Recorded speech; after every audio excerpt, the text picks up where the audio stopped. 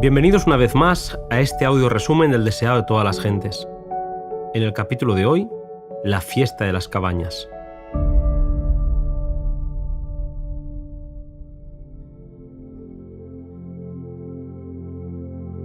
Tres veces al año, los judíos debían congregarse en Jerusalén con propósitos religiosos.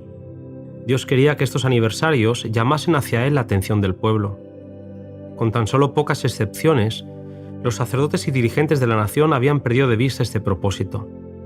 La fiesta de las cabañas era la reunión final del año y tenía como propósito expresar a Dios gratitud por su bondad y misericordia. La fiesta duraba 7 días, y para su celebración los habitantes de Palestina, con muchos de otros países, dejaban sus casas y acudían con tributos de gratitud a Jerusalén, que quedaba convertida en una hermosa selva.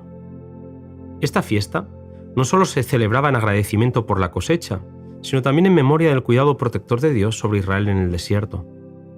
A fin de conmemorar su vida en las tiendas, los israelitas moraban durante la fiesta en cabañas o tabernáculos de ramas verdes. Los erigían en las calles, en los atrios del templo, en los techos de las casas o en las colinas y los valles. Un poco antes de la fiesta, venía el día de las expiaciones, en el cual, después de confesar sus pecados, el pueblo era declarado en paz con el cielo. Ahora, con el gozo de la fiesta, la música inundaba las calles de la ciudad cuyo centro era el templo donde la multitud de adoradores, agitando sus palmas y ramas de mirto, unía su voz a los acordes musicales. Por la noche, el templo y su atrio resplandecían de luz artificial que venía de las lámparas colgantes que llenaban la ciudad. Todo conformaba una escena que impresionaba profundamente a los espectadores, pero había un aspecto de la estancia en el desierto que causaba el mayor regocijo. Al alba del día, los sacerdotes emitían una larga y aguda nota con sus trompetas de plata, y los alegres gritos del pueblo desde sus cabañas repercutían por las colinas y los valles, dando la bienvenida al día de fiesta. Después, el sacerdote sacaba de las aguas del Cedrón un cántaro de agua, y alzándolo en alto mientras resonaban las trompetas, subía las altas gradas del templo al compás de la música con paso lento y mesurado, cantando mientras tanto: «Nuestros pies estuvieron en tus puertas, oh Jerusalén».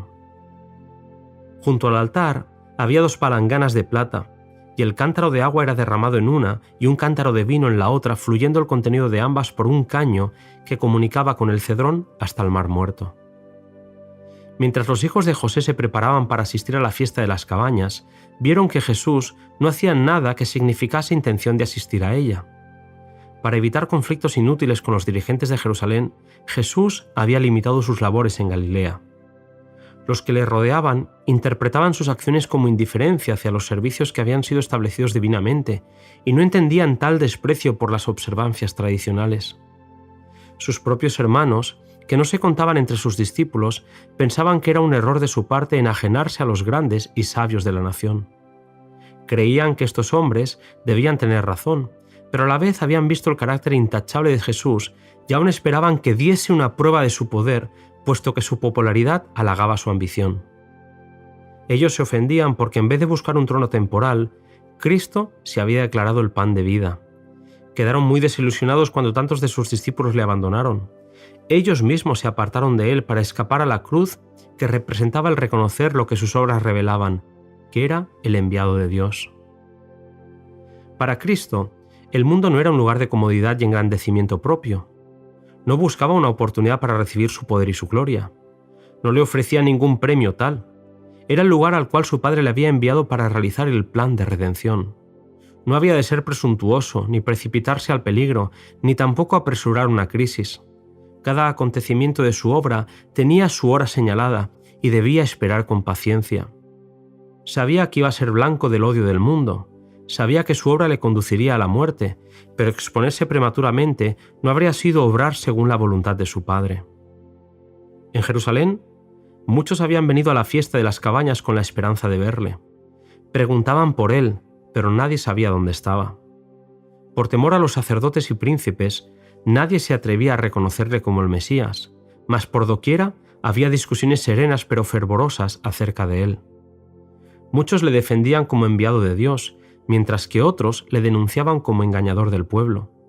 Mientras tanto, Jesús había viajado solo y silenciosamente paseaba por Jerusalén. En medio de la fiesta, entró en el atrio en presencia de la multitud. Todos se sorprendieron al notar su presencia y se produjo un intenso silencio. Convertido en el centro de atracción de esa vasta muchedumbre, Jesús les habló como nadie lo había hecho. Sus palabras demostraban un conocimiento de las leyes e instituciones de Israel, del ritual de los sacrificios y las enseñanzas de los profetas que superaba por mucho al de los sacerdotes y rabinos. Quebrantó las barreras del formalismo y la tradición. Sus palabras eran muy claras y convincentes y, de nuevo, como en Capernaum, la gente se asombró de su doctrina. Les había dado toda prueba posible de que venía de Dios y había hecho todo esfuerzo posible para inducirlos al arrepentimiento. No quería ser rechazado y asesinado por su propia nación si podía salvarla de la culpabilidad de un hecho semejante. Mientras Jesús hablaba en el atrio del templo, la gente permanecía hechizada. Día tras día enseñaba a la gente, hasta el último, el postrer día grande de la fiesta. De repente, Jesús alzó la voz, en tono que repercutía por los atrios del templo y dijo: «Si alguno tiene sed, venga a mí y beba. El que cree en mí, como dice la Escritura, ríos de agua viva correrán de su interior». Toda la ceremonia embargaba los sentidos, pero no satisfacía las necesidades del alma. No podía aplacar la sed de la gente por lo imperecedero. El sacerdote había cumplido esa mañana la ceremonia que conmemoraba la acción de golpear la roca en el desierto. Esa roca era un símbolo de aquel que por su muerte haría fluir raudales de salvación a todos los sedientos. Las palabras de Cristo eran el agua de la vida. Al herir a Cristo, Satanás pensaba destruir al príncipe de la vida, pero de la roca herida fluía agua viva. Mientras Jesús hablaba al pueblo, los corazones se conmovían con una extraña reverencia y muchos estaban dispuestos a exclamar, como la mujer de Samaria: «Dame esta agua para que no tenga sed». Jesús conocía las necesidades del alma. Él promete aliviar el ánimo cargado, consolar a los tristes, dar esperanza a los abatidos. Muchos de los presentes, a pesar de estar en medio del resplandor de la gozosa escena, seguían descontentos y tristes, pero cobraron esperanza al oír el ofrecimiento del Maestro de Galilea. Y el Espíritu Santo presentó delante de ellos el símbolo hasta que vieron en él el inestimable don de la salvación. El clamor que Cristo dirige al alma sedienta sigue repercutiendo y llega a nosotros con más fuerza que a aquellos que lo oyeron en el templo en aquel último día de la fiesta. El manantial está abierto para todos. A los cansados y exhaustos se ofrece la refrigerante bebida de la vida eterna. Jesús sigue clamando: «Si alguno tiene sed, venga a mí y beba. Y el que tiene sed, venga, y el que quiere, tome del agua de la vida gratis. Mas el que bebiere del agua que yo le daré, para siempre no tendrá sed. Mas el agua que yo le daré será en él una fuente de agua que salte para vida eterna».